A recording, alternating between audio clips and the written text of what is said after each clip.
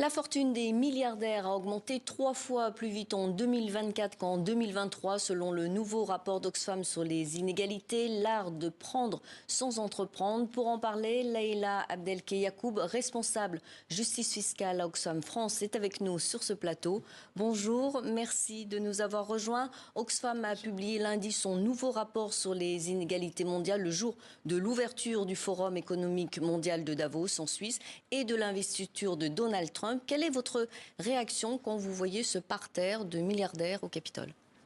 Alors, bien sûr, c'est très symbolique. Ça illustre malheureusement de manière très concrète, forte, voire extrême, le propos de notre rapport, qui est de montrer qu'aujourd'hui, il y a une petite poignée de personnes dans le monde qui est assez restreinte, mais qui arrive à obtenir un niveau de fortune et de pouvoir de manière de plus en plus importante et accélérée. Vous parliez de notre chiffre de plus de 2000 milliards de plus pour les milliardaires cette année.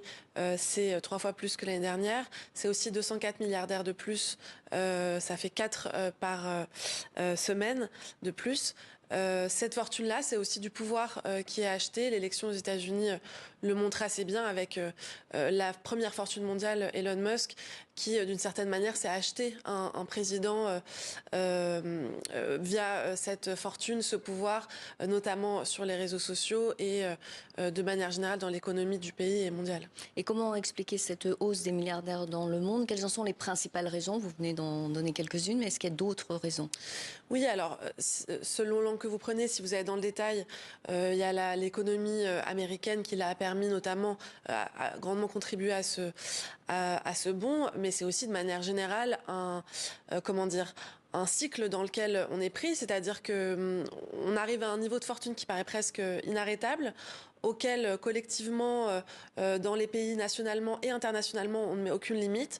Ce sont des fortunes qui accélèrent d'une certaine manière par leur nature même, par le fait que pas de limite soit mise et que vous ayez un système financier aujourd'hui qui est très avantageux, plus on est riche, et notamment quand on vient des pays les plus riches du Nord. C'est un des axes dans notre rapport, c'est d'insister sur le fait que ces fortunes, en fait, pour nous, c'est grandement des fortunes imméritées, c'est-à-dire que plus de 60% de ces fortunes de milliardaires aujourd'hui, elles sont issues soit d'héritage, de situations de monopole, par exemple, qui sont avantageuses pour eux, ou encore de liens de connivence, là aussi, qui sont avantageux. Donc tout ça, ça crée un système où on se retrouve avec un résultat quasi exponentiel, où chaque année, on fait des constats de plus en plus inquiétants. On arrive à être surpris encore l'année suivante par des résultats encore plus inquiétants pour les décennies à venir. Aujourd'hui, 44% de la population mondiale vit dans une situation d'extrême pauvreté, soit avec moins de 6,85 $ par jour. Quelles sont les solutions pour réduire les inégalités ?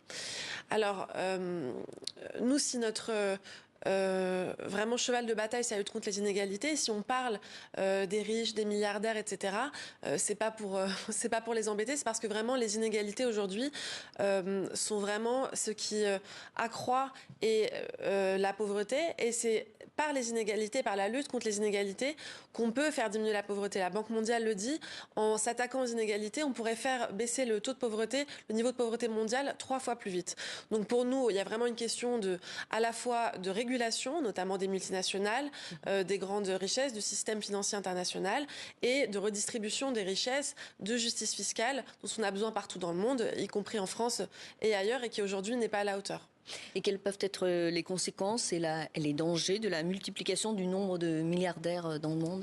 Eh bien, cette multiplication, cette accélération, en fait, pose pour nous un véritable problème démocratique à très court terme. On l'a vu avec les sujets précédents que vous avez présentés aujourd'hui.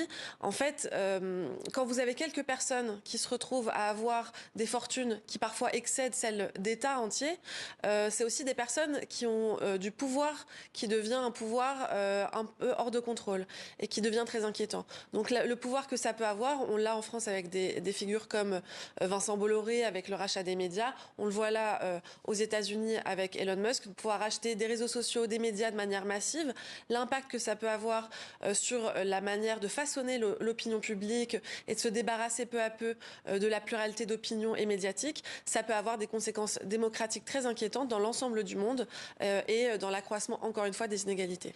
Merci Leïla Abdelkey-Yacoub pour cet entretien. Je rappelle que vous êtes responsable justice fiscale à Oxfam France et le nom de votre rapport, l'art de prendre sans entreprendre. Merci à vous.